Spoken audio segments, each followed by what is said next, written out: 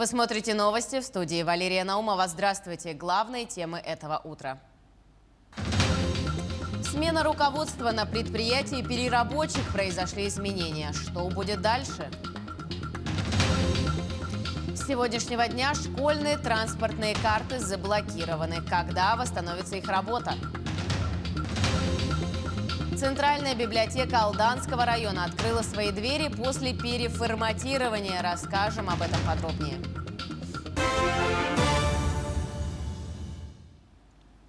Федеральное софинансирование для завершения строительства последнего участка 3-й нитки газопровода от Мастаха до Кысылсыра в Якутии составит 2,8 миллиарда рублей в 2022 году.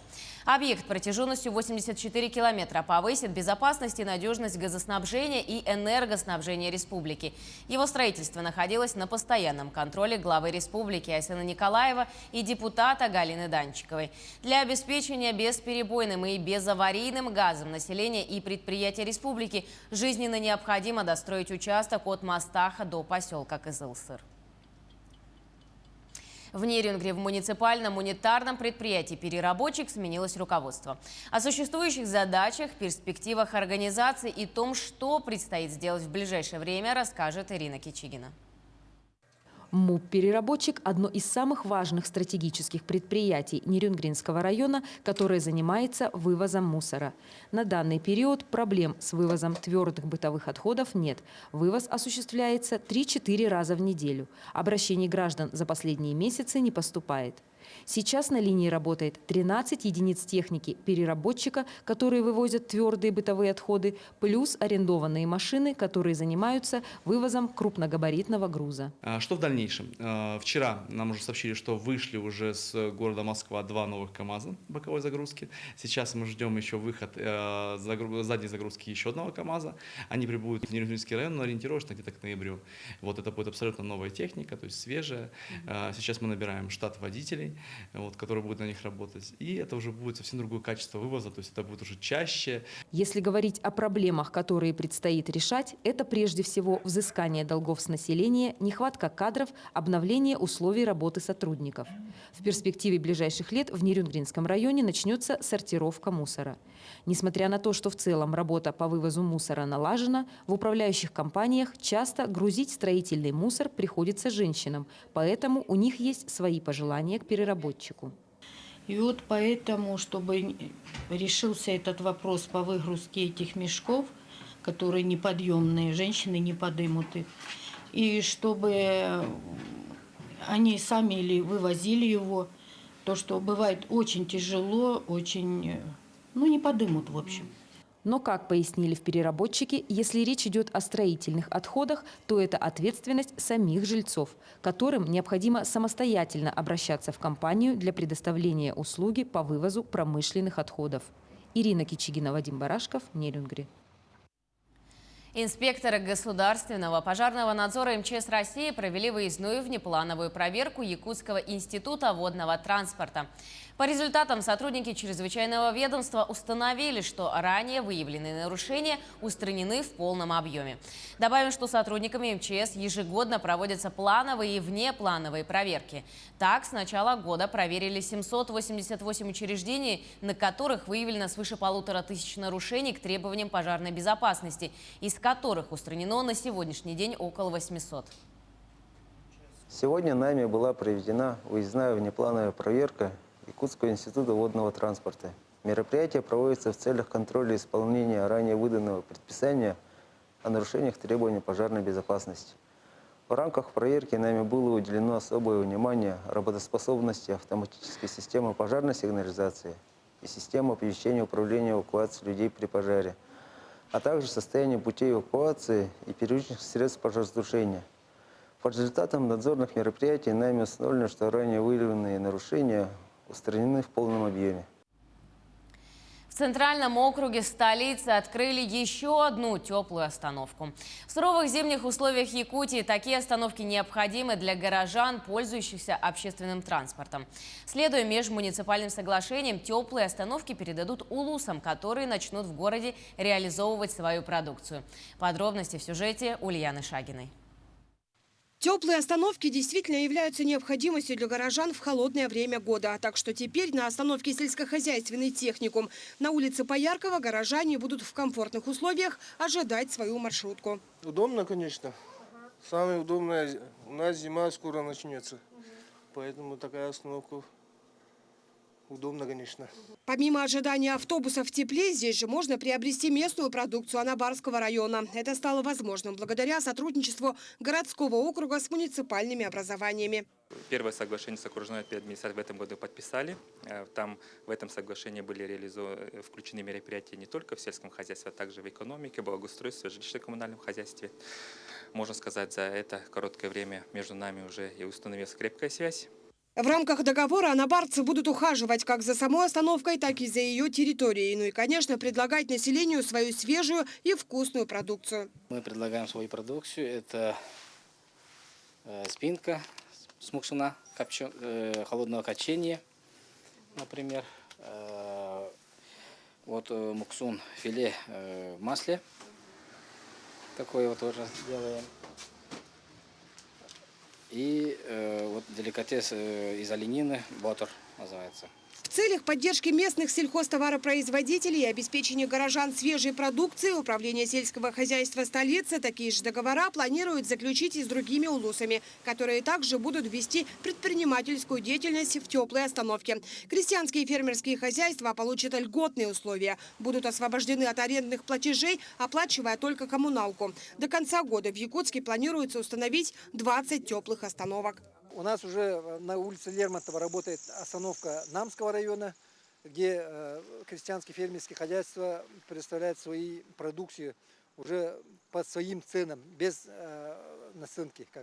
Мероприятия, которые они должны проводить, это открытие остановки в 7 часов, закрытие в 11 часов и уборка территории и обслуживание этой остановки именно улусами.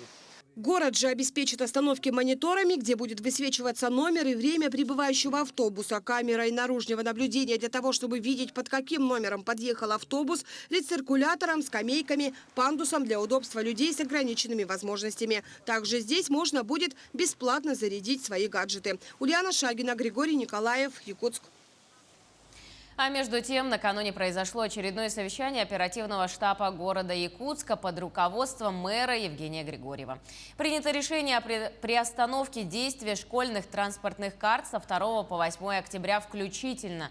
Также бесплатный проезд временно отменили для школьников с 1 по 4 классы.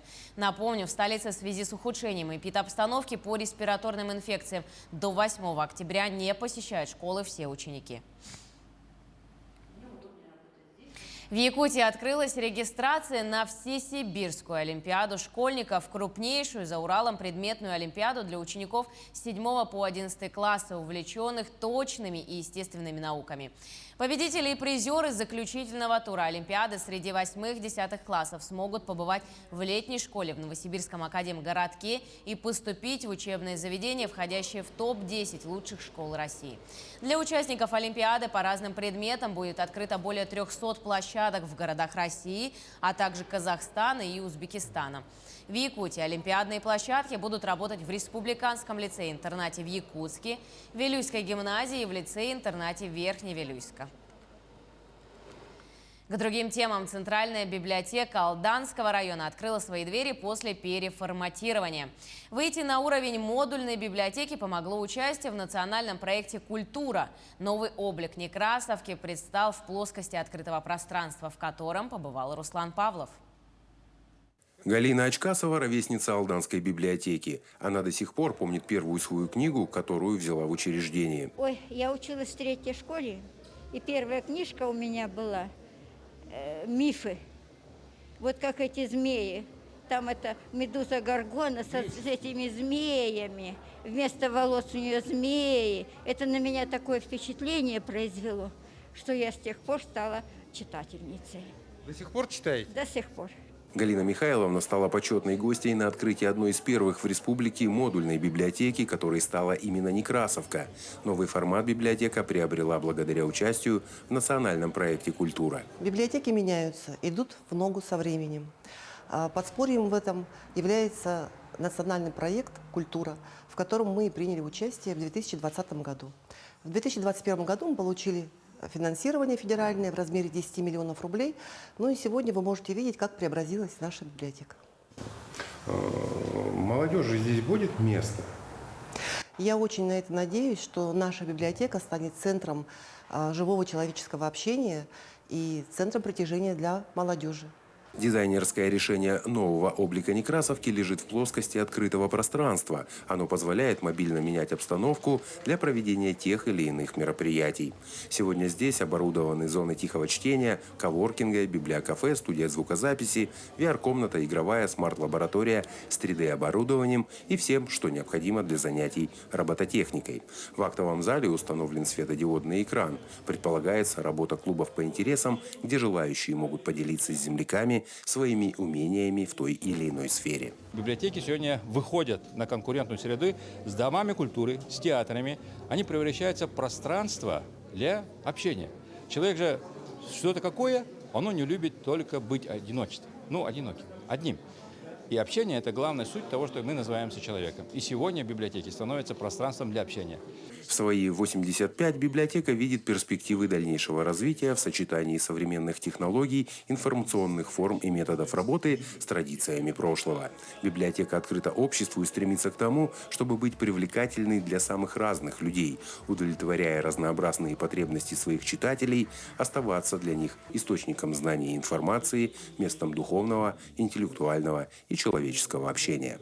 Руслан Павлов, Александр Лукин, Алдан. Через 3 года в автодорожном округе Якутска планируют ввести в эксплуатацию крытый хоккейный корт со спортзалом. Он будет находиться в микрорайоне Звездный. На спортивном объекте разместят не только крытый каток, но и универсальный спортивный зал.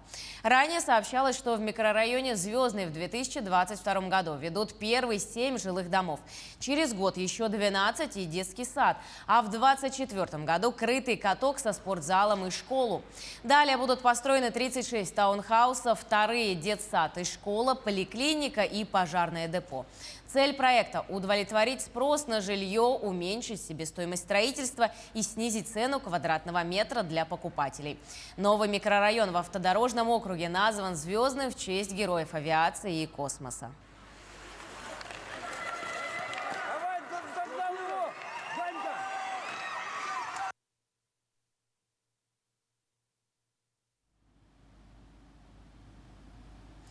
К этой минуте это вся информация, но мы продолжаем следить за развитием событий. Оставайтесь на нашем канале.